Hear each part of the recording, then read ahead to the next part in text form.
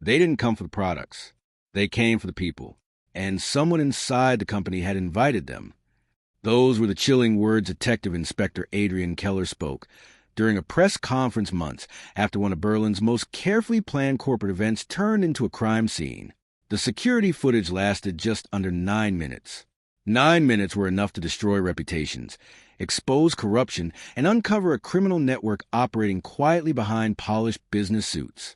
But what investigators discovered afterward was far more disturbing than the robbery itself, because this wasn't just a gang of thieves. It was an inside job, and the betrayal reached higher than anyone imagined. On a cool September evening in Berlin, Germany, technology company Novagen Dynamics prepared to unveil its newest luxury wearable product line at the prestigious Kronenberg Convention Center. For nearly a year, engineers, designers, and executives had worked around the clock preparing the launch. Over 400 guests filled the elegant ballroom. International investors, technology journalists, influencers, corporate partners, government officials. Every invitation had been verified, every entrance monitored, private security guarded every hallway. Nothing appeared out of place. Inside the exhibition hall, guests admired display cases holding limited edition prototypes valued at millions of euros. Crystal chandeliers reflected against polished marble floors, while cameras streamed the event worldwide. CEO Marcus Reinhardt stood backstage, reviewing his opening speech. "This is the biggest night in our company's history," he told his executive team. No one noticed one employee quietly slipping away from the control room. His name was Elias Brenner.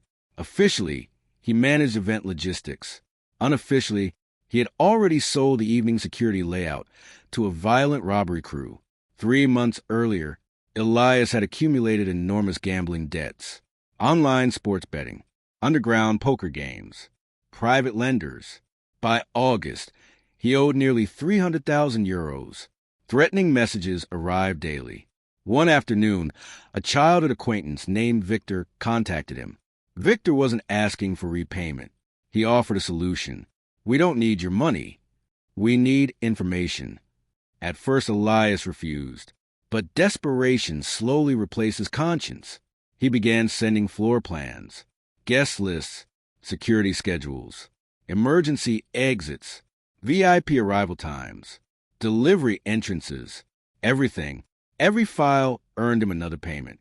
Soon, there was no turning back.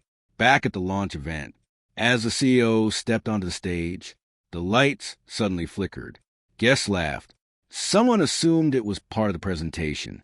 Then every screen inside the ballroom went black. Emergency lighting activated. Before anyone understood what was happening, 8 masked men stormed through separate entrances wearing fake security uniforms. Their movements were military-like, fast, organized, precise. Everyone on the floor. Panic spread instantly. One attacker smashed display cabinets. Another collected luxury watches and expensive jewelry from terrified guests. Several robbed executives of wallets, cash, passports, and designer accessories. Others forced VIP attendees to surrender expensive wristwatches worth hundreds of thousands of euros. Everything happened within minutes. The gang ignored the expensive product prototypes.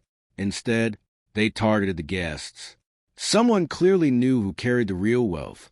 Outside, a stolen delivery truck waited with its engine running. 8 minutes, 46 seconds. The robbers disappeared into Berlin traffic. Before police arrived, Detective Inspector Adrian Keller from Berlin's Major Crimes Division surveyed the devastated ballroom. Something bothered him immediately. Professional robbery crews usually chase merchandise. These criminals ignored products worth millions. Instead, they selected individual guests with astonishing precision. Almost every victim belonged to the VIP list. Someone had identified them beforehand.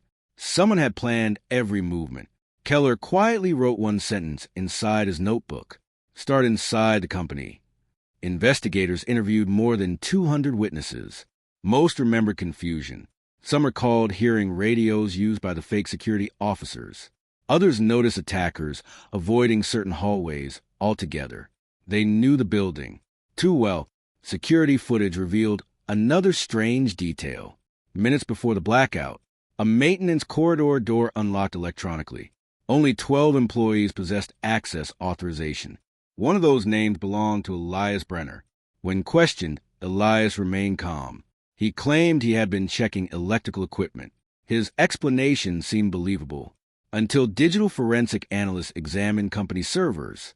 Someone had downloaded confidential security files several nights before the event. The files had been copied onto an external drive. Login credentials? Elias Brenner. Still, downloading files was enough to prove conspiracy. Keller believed there was more, much more. Meanwhile, financial investigators uncovered unusual deposits entering Elias's personal bank account. Small amounts, never enough to trigger automatic fraud alerts.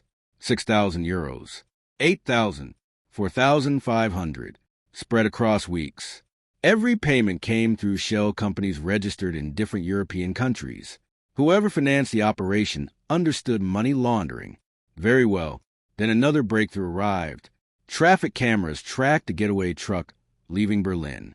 The vehicle was abandoned outside Leipzig. Inside, investigators found discarded fake uniforms, plastic restraints, burner phones.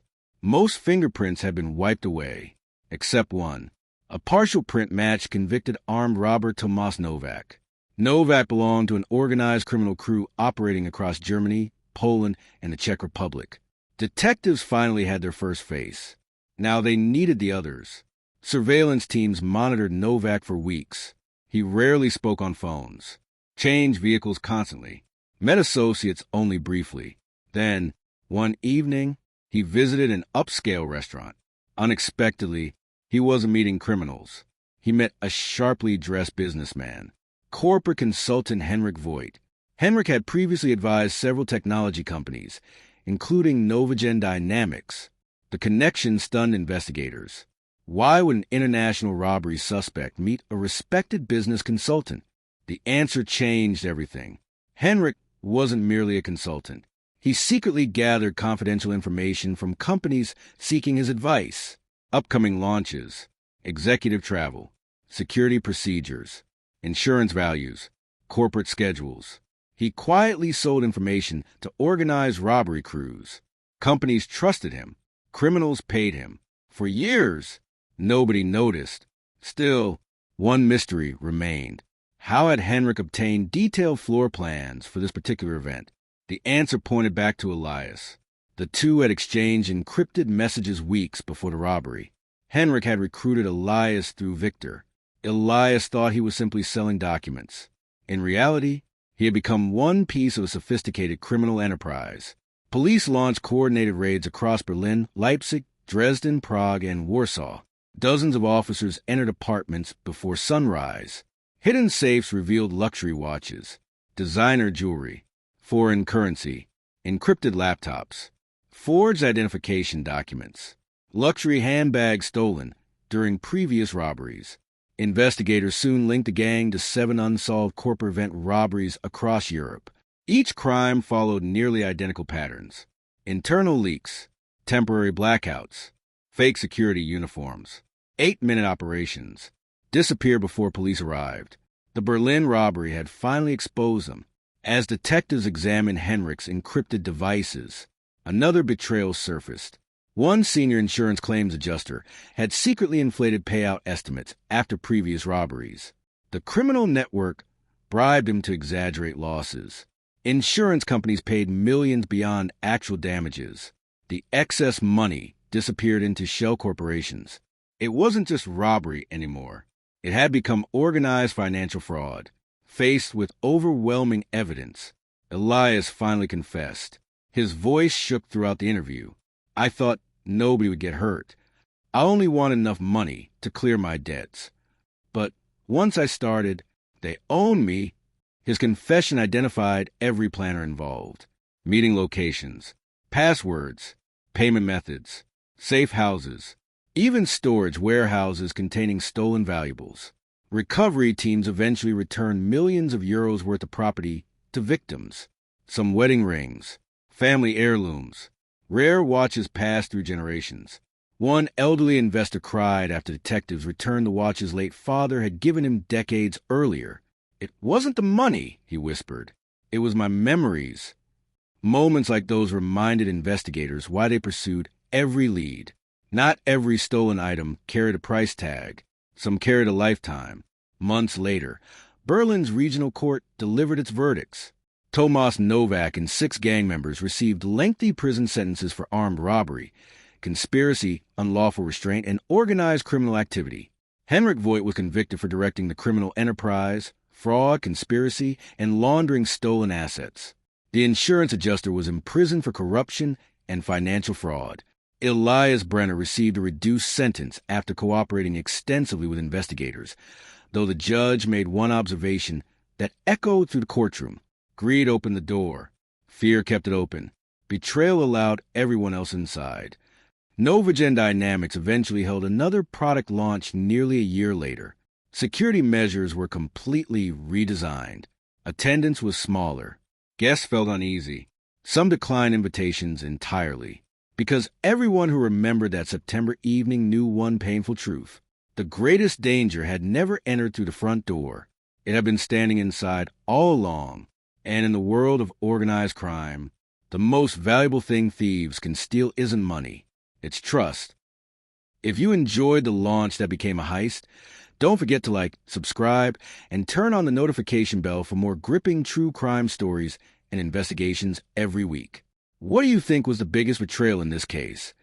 The insider who leaked the information or the mastermind behind the robbery? Share your thoughts in the comments below. We'd love to hear your perspective.